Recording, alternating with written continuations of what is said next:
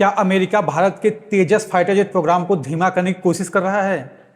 क्योंकि 2021 में भारत ने अमेरिका की कंपनी जनरल इलेक्ट्रिक जीई के साथ 99 F404 इंजन की एक बड़ी डील साइन की।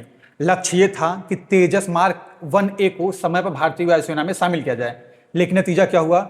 2026 तक भारत को मिलने चाहिए थे दर्जनों इंजन, लेकिन मिले सिर्फ और सिर्फ 7।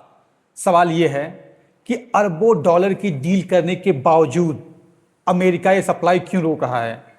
क्या ये सिर्फ एक लॉजिस्टिक की समस्या है या इसके पीछे अमेरिका की कोई बड़ी जियोपॉलिटिकल चाल है? और इससे बड़ा सवाल यह है कि भारत के पास अब क्या ऑप्शन बचते हैं और भारत अब क्या करने वाला है।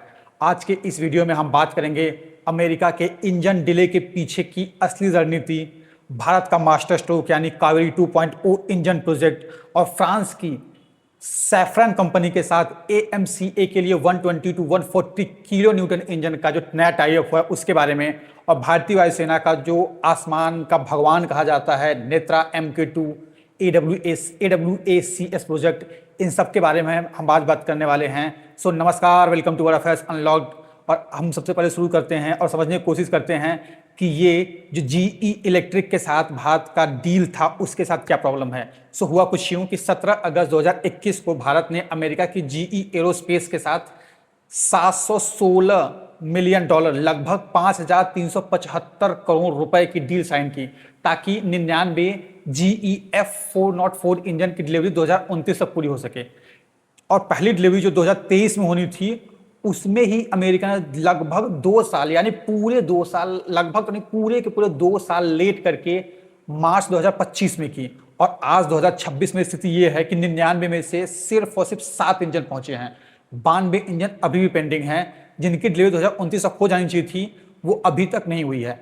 अब सवाल उठता है अमेरिका ऐसा क्यों कर रहा है? इसके दो प्रमुख कारण, दो मेन रीजन है। पहला रीजन यह है कि अमेरिका का डिफेंस परचेस का दबाव। अमेरिका चाहता है कि इंडिया भी अब 4 ट्रिलियन की बड़ी अर्थव्यवस्था बन चुका है, वो भी मिडिल ईस्ट कंट्रीज की तरह, जैसे कि सऊदी अरब है, दुबई है। ये सारी कंट्रीज क्या करती हैं कि अमेरिका को पैसे देती हैं और फाइटर जेट खरीद लेती हैं। उनको इस चीज़ से मतलब नहीं कि मुझे इंजन दो, मुझे ये दो, मुझे वो दो, मैं बनाना चाहता हूँ, ऐसा कुछ नहीं है। वो चाहती हैं कि तुम भी सीधा पैसे दो भाई, हेलीकॉप्टर प्लेन लेके जाओ, हमें कुछ लोचा नहीं चाहिए। और दूसरा है डिप्लोमेटिक कंट्रोल, क्योंकि इतिहास गवाह रहा है जब भी अमेरिका अपने वेपन्स प्लेटफॉर्म्स किसी को बेचता है, किसी भी कंट्री को देता है, तो उस पर जो वॉशिंगटन की विदेशी नीति है, उसका जो इंटरनेशनल रिलेशन जो प्रेशर वो लगातार बनता रहता है। अगर कहीं पाकिस्तान, ये एग्जाम्पल तो बता रहा हूँ, मान लीजिए पाकिस्तान ने भारत के ऊपर कोई टेररिस्ट अटैक किया और भारत ने सोचा नहीं हम अब इस पर हमला करेंगे, तो अमेरिका बोलेगा अभी रुको, हम मुझसे अमेरिका से उससे बात कर रहे हैं, पाकिस्तान से बात कर रहे हैं, अभी ये करो, अभी वो करो, ऐसे करो, अभी मेरा फाइटर जेट मत उड़ाओ, ये है वो, बहुत सारी चीज़ें वो। अब और कई बार तो क्या होता है कि स्पेयर पार्ट्स भी चाहिए होते हैं, इंजन भी हर बार चाहिए होगा और बाकी सारी चीज़ें होंगी, तो बोलेंगे नहीं हम स्पेयर पार्ट्स अभी नहीं देंगे, अभी हम उनसे बात कर रहे हैं, अभी हमारे पास ये प्रॉब्लम। सो इसलिए वो पहली बात तो कंट्रोल रखना चाहता है, ये एक रीज़न है। और दूसरा जो मैंने पहले बताया कि अरब कंट्रीज़ की तरह आप हमसे सीधा फाइटर जेट खरीदिए, आत्मनिर्भर भारत क्या है, मेड इन इंडिया क्या है, इन सब चीज़ों को भूल जाइए। हालांकि ऐसा नहीं कि भारत अमेरिका से कोई भी ऐसी चीज़ नहीं खाता। भारत चिनूक हेलीकॉप्टर हो गया, अपाचे हो गया, C-17 ग्लोब मास्टर ऐसे ट्रांसपोर्ट प्लेटफॉर्म भी अमेरिका से खरीदे हैं, लेकिन फाइटर जेट के मामले में भारत ने कभी भी अमेरिका के सामने घुटने नहीं टेके, क्योंकि ये सारी चीज़, चाहे चिनूक हो, चाहे अपाचे हो, चाहे ग्लोब मास्टर, ये ऑल्टरनेटिव्स हैं। लेकिन फाइटर जेट होता है प्रथम, होता है प्राइमरी प्लेटफॉर्म, होता है अटैक करने के लिए। सो इसलिए भारत ने कभी भी एयरक्राफ्ट अमेरिका से नहीं खरीदे। अब चलिए समझते हैं कि जब अमेरिका ने धोखा दिया तो भारत ने हर बार वही फैसला किया जो हर बार भारत को एक गर्वान्वित महसूस करता है, अपने पैरों पर खड़ा होना, यानी मेड इन इंडिया। और यहीं से वापसी होती है भारत के कावेरी इंजन की। आइए थोड़ा पीछे चलते हैं। 1986 में GTREDIO ने कावेरी इंजन प्रोडक्ट शुरू किया। 1998 के पोखरण परमाणु परीक्षण के बाद पश्चिमी देशों ने भारत पे कड़े प्रतिबंध लगाए, बड़े सैंक्शंस लगा दिए, जिससे क्रिटिकल टेक्नोलॉजी मिलना बंद हो गई और 2008 में कावेरी को तेजस प्रोग्राम से अलग कर दिया गया। अब ऐसा नहीं है कि, क्योंकि इसके पीछे का रीजन ये था कि जो कावेरी इंजन था वो 70 किलो न्यूटन के आसपास का थ्रस्ट दे पा रहा था, जबकि तेजस को उड़ाने के लिए मिनिमम 83 से 85 किलो न्यूटन थ्रस्ट चाहिए था। सो कावेरी कहीं ना कहीं थोड़ा सा पीछे रह जा रहा था। सो अब ये समझते हैं कि ऐसा हुआ तो कावेरी को निकाल दिया गया तेजस के प्रोग्राम से। सो क्या कावेरी इंजन पूरी तरीके से फेल हो गया? नहीं, बिल्कुल नहीं। कावेरी के साथ हमने किया क्या कि जो कावेरी का ड्राई वेरिएंट है उसका इंजन हमने इस्तेमाल करना शुरू कर दिया। किसमें? घातक के बारे में आपने सुना होगा। स्टेल्थ UCAV यानी अनमैन्ड कॉम्बैट एरियल व्हीकल है, जैसे कि वो एक जेट है, एक अब सिंपल लैंग्वेज में बोलते ड्रोन है वो बनाने में यूज करने लगे। सो अब अगला सवाल ये है कि अब बात करते हैं कि कावेरी 2.0 में ऐसा क्या है। तो डीआरडीओ ने कावेरी के कोर को ही रीडिजाइन कर दिया। अब कावेरी जो है का जो कोर है उसे रीडिजाइन कर रहे हैं। इसमें न्यू जनरेशन के हाई प्रेशर कंप्रेसर टाइटेनियम के सिंगल पीस ब्रिक्स लगेंगे और सिंगल क्रिस्टल के टर्बाइन ब्लेड्स लगने का इस्तेमाल होने वाला है। सो कावेरी 2.0 का जो टारगेट है वो 55 से 60 किलो न्यूटन का जो ड्राई थ्रस्ट है और आफ्टर बर्नर वो 90 किलो न्यूटन के आसपास का थ्रस्ट जनरेट करने की टारगेट है। सो इसका मतलब यह है कि कावेरी 2.0 का जो थ्रस्ट आउटपुट है वो GE 404 से भी बेहतर होगा, जिससे ये तेजस मार्क A1 में अमेरिकी इंजन की जगह ले सकेगा। अब आइए चलिए समझते हैं कि जो फ्रांस के सैफरन के साथ टाई अप हुआ है और जो इंडिया के जो इंजन बनाने की कैपेसिटी उसका प्राइवेटाइजेशन हो गया है वो क्या है। सो वह कुछ ऐसा है कि भारत ने सिर्फ तेजस मार्क A1 तक सीमित नहीं रहना चाहता। भारत का असली लक्ष्य 5th जनरेशन फाइटर एयरक्राफ्ट यानी AMCA advance medium combat aircraft. So AMCA के लिए भारत को चाहिए लगभग 120 से 140 किलो न्यूटन क्षमता वाला एक बेहद शक्तिशाली इंजन। इसके लिए भारत ने अमेरिका के बजाय फ्रांस की सैफरन कंपनी के साथ मिला है। सैफरन कंपनी के साथ हाथ मिला।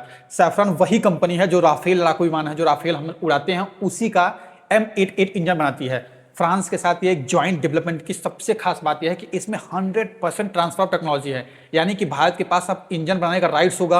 और सबसे बड़ा ऐतिहासिक फैसला ये होगा कि हाल ही में भारतीय वायुसेना ने, रक्षा मंत्रालय ने यह भी स्पष्ट कर दिया कि 5th जनरेशन का जो एमका प्रोजेक्ट है और उसका इंजन मैन्युफैक्चरिंग है वो प्राइवेट सेक्टर कंपनियों को प्राथमिकता दी जाएगी। यानी कि HAL के ऊपर ऑलरेडी बहुत प्रेशर है, क्योंकि उसे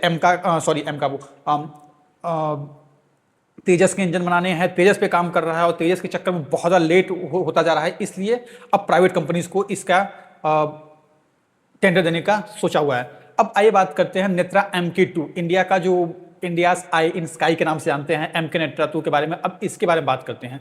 सो इसका क्या है कि इंजन आत्मनिर्भरता के साथ साथ भारतीय वायुसेना ने हवाई युद्ध का नक्शा बदलने के एक बड़ा कदम उठाया। नेत्रा MK2 जो AWACS है प्रोजेक्ट है, इसके लिए हाल ही में सरकार ने एयर इंडिया से 6 कमर्शियल एयरबस A321 विमानों की अधिग्रहण की मंजूरी दी। इन विमानों को स्पेन भेजकर स्ट्रक्चरल मॉडिफिकेशन कराया जाएगा और फिर DRDO जो है वो इसमें स्वदेशी मिशन फिट करके नेत्रा की ताकत को बनाएगा। सो अब चलिए समझते हैं कि जो 360 रडार का जो कवरेज है ये एक आसमान में उड़ता हुआ कमांड सेंटर होगा जो 360 डिग्री में दुश्मनों की हर हरकत पर नजर रख सकेगा।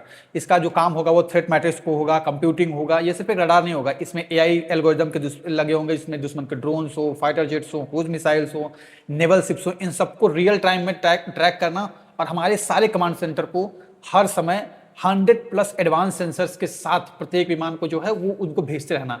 सो इसमें होगा क्या, मतलब कि एकदम एडवांस रडार होंगे, सेंसर्स होंगे, एंटीना होगा, इलेक्ट्रॉनिक वॉरफेयर के सूट्स लगे होंगे, यानी कि एक पूरी तरीके से मॉडर्न वॉरफेयर के लिए पूरी तरीके से तैयार होगा। सो अब बात करते हैं कि इन सब के पीछे का कहानी क्या है, इन सबसे हमें क्या मिलता है। सो इतिहास गवाह रहा है, जब जब भारत पे विदेशी निर्भरता के कारण दबाव बनाने की कोशिश की गई है तब तक भारत ने बहुत तेजी से, बहुत पावरफुल तरीके से मेड इन इंडिया या स्वदेशी तकनीकी बना के पूरी दुनिया को चौंका है। यानी इंडिया बाउंस बैक करने में बहुत पावरफुल रहा है, बहुत लंबा इतिहास रहा है।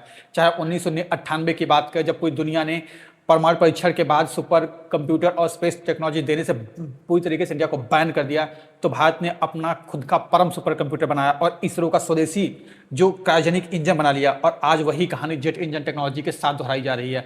अमेरिका के F404 डिले ने भारत को जगह दिया है और कावेरी 2.0 तथा सैफ्रॉन के साथ जो डील हो रही है, भारत को आने वाले दशक में जेट इंजन मैन्युफैक्चरिंग के एलीट क्लब में शामिल होने जा रहा है। आपकी इस बारे में क्या राय है? आपको क्या लगता है कि भारत को अमेरिकी इंजनों का इंतजार छोड़कर पूरी तरह कावेरी और फ्रांस के साथ साझेदारी पर ध्यान केंद्रित करना चाहिए, या भारत को अभी भी अमेरिकी इंजन के ऊपर ध्यान लगा के रखना चाहिए? सो आप अपनी राय कमेंट सेक्शन में जरूर रखिएगा। सो इसी के साथ यह है वीडियो का अंत। जय हिंद।